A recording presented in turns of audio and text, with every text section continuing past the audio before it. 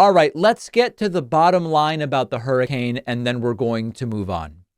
Donald Trump is, at the end of the day, furious that Joe Biden delivered hurricane help quickly, something Trump failed to do when dealing with natural disasters.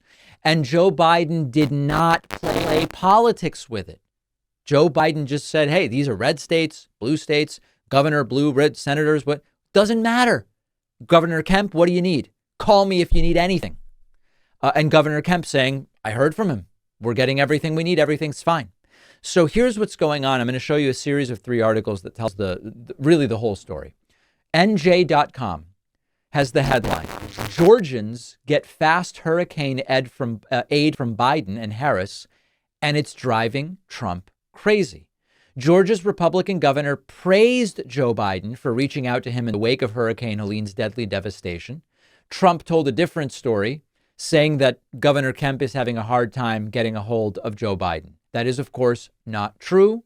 The article explains, as I've already explained to you, that Brian Kemp had no issue whatsoever getting a hold of Joe Biden, and Trump is very much not happy with that. Second part of the story, Trump accuses Biden of what he himself did, withholding aid to storm victims. This is from HuffPost, which says the coup-attempting criminal former president also accused Biden and Harris of having left Americans to drown in the South. This is the second part of the story. First part of the story is Trump says they're not getting what they need down here. The governor says, actually, we are. Trump next moves to they're withholding aid to storm victims for political reasons.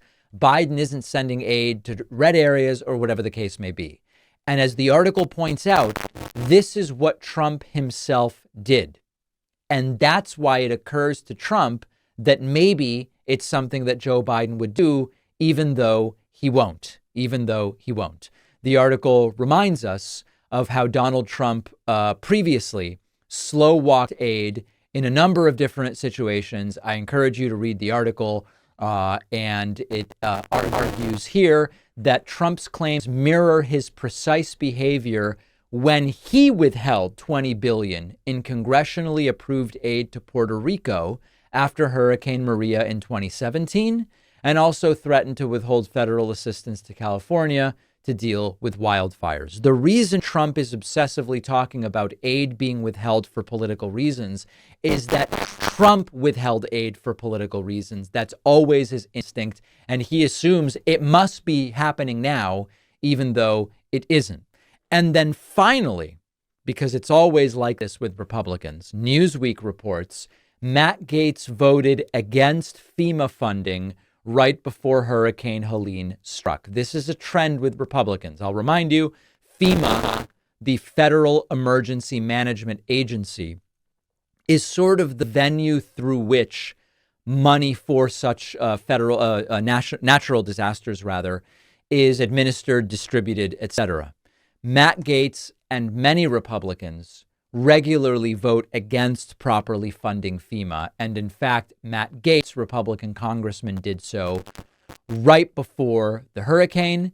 Money for FEMA helps get aid more quickly to the people that need it. So it's basically a story of 3 parts. They're lying about what Biden-Harris are doing. They're projecting their own political handling of natural disasters onto Biden-Harris, even though Biden-Harris are not handling this in a politicized way. And whenever they get the opportunity, they vote against properly funding FEMA, which would only help get aid to the people who need it more quickly. That's what's on the ballot to a great degree in November. Do you want the non-politicized, let's get aid to people quickly version of federal disaster response? That's what you get from Biden-Harris. It's what we've had from Joe Biden. It's what you'll get from Kamala Harris. Or do you want to go back to Trump withholding aid and then showing up in Puerto Rico, shooting paper towels like he's shooting basketball free throws? That's what's on the ballot, as is women's bodily autonomy, as is a respect for democracy, as is an economic program that works for more people, including the middle class. These things are all on the ballot in November, in addition to 2 likely Supreme Court picks. A lot at stake here. A lot at stake.